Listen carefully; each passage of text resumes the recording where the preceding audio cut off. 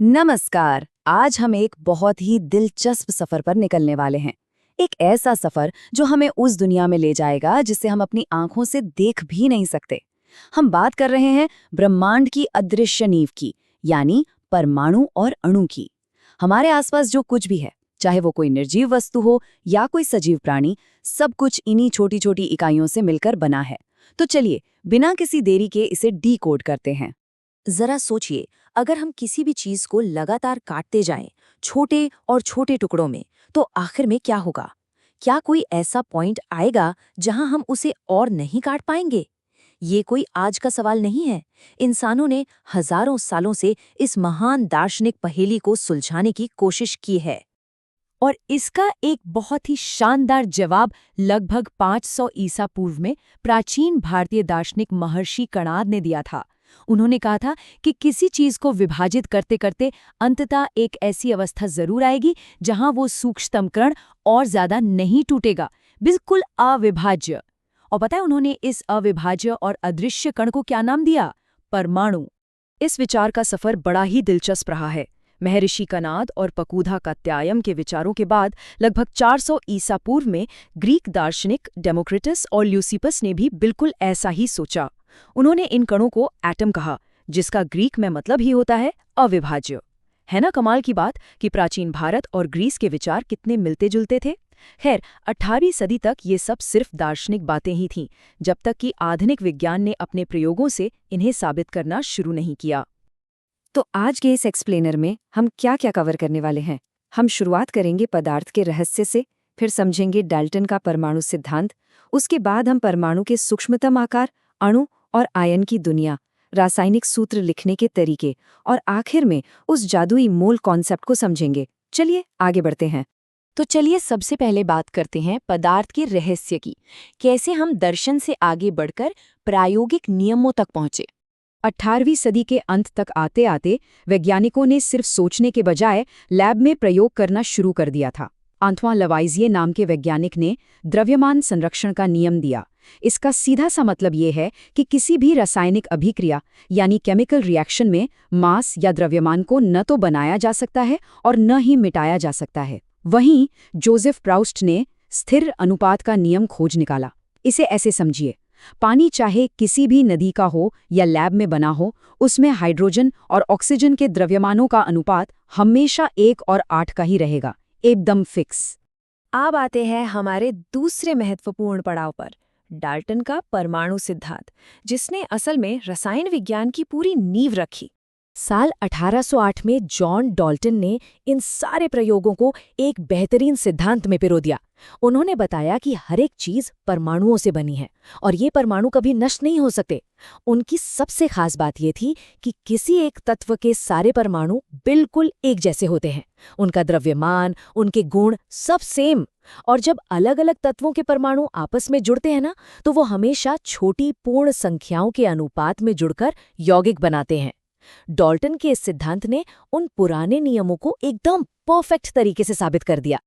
अब बढ़ते हैं आगे। हमारा तीसरा हिस्सा है परमाणु के बारे में।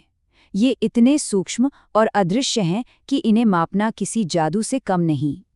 अब ये तो तय हो गया कि परमाणु होते हैं, पर भाई ये होते कितने बड़े हैं? सच बताऊं तो ये हमारी कल्पना से भी कहीं ज्यादा छोटे होते हैं। इन्हें नैनोमीटर में मापा जाता है। सोचिए, 1 मीटर का 1 अरबवां हिस्सा। उदाहरण के लिए एक हाइड्रोजन परमाणु की त्रिज्या सिर्फ 10 की घात -10 मीटर होती है। अगर आप लाखों परमाणुओं को एक के ऊपर एक रखेंगे ना, तब जाकर कहीं कागज की एक पतली सी शीट जितनी मोटाई बन पाएगी। है ना हैरान करने वाला? अब सवाल ये है कि जो चीज़ दिखती ही नहीं, उसे पहचाना कैसे जाए? इसके लिए आधुनिक रसायन विज्ञान में हर तत्व को पहचानने के लिए एक ग्लोबल सिस्टम है, IUPAC के स्वीकृत प्रतीक।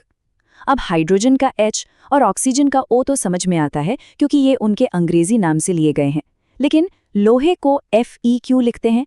क्योंकि इसका प्रतीक उसके पुराने लैटिन नाम फेरम से आया है। बिल्कुल वैसे ही सोडियम को Na लिखा जाता है, जो उसके लैटिन नाम नेट्रियम से बना है। चलिए, नाम तो दे दिया, लेकिन इन अदृश्य परमाणुओं का वजन कैसे करें? इसके लिए वैज्ञानिकों ने एक बहुत ही स्मार्ट तरीका निकाला। उन्होंने एक ग्लोबल स्टैंडर्ड सेट किया। उन्होंने कार्बन 12 समस्थानिक के एक परमाणु के द्रव्यमान के ठीक 1/12वें हिस्से को मानक परमाणु द्रव्यमान इकाई मान लिया। इसे हम यू यानी यूनिफाइड द्रव्यमान से लिखते हैं। बस फिर क्या था, इसी एक स्टैंडर्ड के बेसिस पर आज हम दुनिया के बाकी सभी तत्वों का द्रव्यमान आसानी से माप लेते हैं। अब रुख करते हैं हमारे चौथे विषय की ओर, अणु और आयन, यानी वो स्थिति जब परमाणु आपस में हाथ मिला लेते हैं। क्या आपको लगता है परमाणु अकेले रहना पसंद करते हैं? जी नहीं, ज्यादातर तत्वों के परमाणु अकेले टिक ही नहीं सकते। वो तुरंत दूसरों के साथ जुड़कर अणु यानी मॉलिक्यूल बना लेते हैं। अणु ही वो सबसे छोटा कण है जो आज़ादी से अकेले रह सकता है। यहीं पर हम परमाणुता की बात करते हैं। जैसे ऑक्सीजन गैस, ये प्राकृतिक तौर पर हमेशा 2 ऑक्सीजन परमाणुओं के जुड़ने से बनती है, इसीलिए तो हम ऑक्सीजन को द्विपरमाणु कहते हैं। लेकिन दोस्तों, ये जुड़ाव हमेशा इतना सीधा साधा नहीं होता। कई बार जब धातु और अधातु आपस में मिलते हैं तो वो आवेशित कण यानी चार्ज्ड पार्टिकल्स बना देते हैं। इन्हीं चार्ज्ड पार्टिकल्स को हम आयन कहते हैं। जिन पर पॉजिटिव चार्ज होता है उन्हें धनायन या कैटायन कहा जाता है, और जिन पर नेगेटिव चार्ज होता है उन्हें ऋणायन या एनायन कहा जाता है। सिंपल। अब आते हैं सेक्शन 5 पर, जहां हम सीखेंगे रसायन विज्ञान की भाषा, यानी रासायनिक सूत्र या केमिकल फॉर्मूला लिखना। परमाणुओं और आयनों को समझने के बाद अब हमें ये देखना है कि इन्हें लिखा कैसे जाता है। कोई भी केमिकल फॉर्मूला लिखने से पहले आपको एक चीज समझनी होगी, संयोजकता या वैलेंसी। ये संयोजकता असल में किसी भी तत्व की जुड़ने की ताकत होती है। यही तय करती है कि एक तत्व का परमाणु दूसरे तत्व के कितने परमाणुओं को पकड़ेगा। आप इसे परमाणुओं के हाथों की तरह सोच सकते हैं जो एक दूसरे को मजबूती से पकड़ते हैं। तो फॉर्मूला बनाते कैसे हैं? इसके 3 आसान स्टेप्स हैं। सबसे पहले तत्वों के प्रतीक लिखिए, फिर उनकी संयोजकता या उनके चार्जेस को आपस में बैलेंस कर दीजिए, और तीसरा, एक बड़ा ही जरूरी रूल है, धातु का नाम या प्रतीक हमेशा पहले लिखा जाएगा। जैसे सोडियम क्लोराइड में सोडियम धातु है ना, तो हम हमेशा NaCl लिखेंगे, Cl Na नहीं। केमिस्ट्री को ऑर्गेनाइज करने का ये तरीका सच में कमाल का है। और अब हम पहुंच गए हैं अपने आखिरी और शायद सबसे दिलचस्प सेक्शन पर, मोल संकल्पना और एवोगैड्रो, यानी ऐसी चीजों को गिनना जिन्हें गिना नहीं जा सकता। अब हम ऐसी चीज को गिनने वाले हैं जो हमें दिखाई ही नहीं देती। केमिस्ट्री में गिनती करने का सबसे तगड़ा टूल है मोल। ये मोल कॉन्सेप्ट करता क्या है? ये उन अदृश्य परमाणुओं के वजन को सीधे हमारे रोजमर्रा के ग्राम वाले वजन से जोड़ देता है।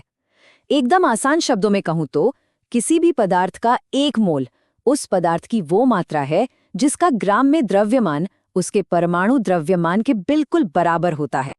और अब जरा इस नंबर पर ध्यान दीजिए, 6.022 गुणा 10 की घात 23। इसे कहते हैं एवोगाद्रो संख्या। ये कोई ऐरा गैरा नंबर नहीं है। किसी भी पदार्थ के ठीक 1 मोल में कणों की जो गिनती होती है वो बिल्कुल इतनी ही होती है। ये नंबर इतना ज्यादा बड़ा है कि हम इसे इमेजिन भी नहीं कर सकते। तो इसी माइंड ब्लोइंग फैक्ट के साथ हम आज के एक्सप्लेनर के अंत पर आ गए हैं। अब जरा एक पल के लिए सोचिए, अगर सिर्फ 12 ग्राम कार्बन में 602 हेक्सिलियन से ज्यादा परमाणु समा सकते हैं, तो जरा सोचिए हमारे पूरे शरीर के भीतर ऐसे कितने ही सूक्ष्म, जीवंत और अनदेखे ब्रह्मांड मौजूद होंगे। हमारी दुनिया बाहर से जितनी विशाल है, भीतर से उतनी ही अनंत है। आज के इस अदृश्य दुनिया के सफर में हमारे साथ जुड़ने के लिए बहुत बहुत धन्यवाद।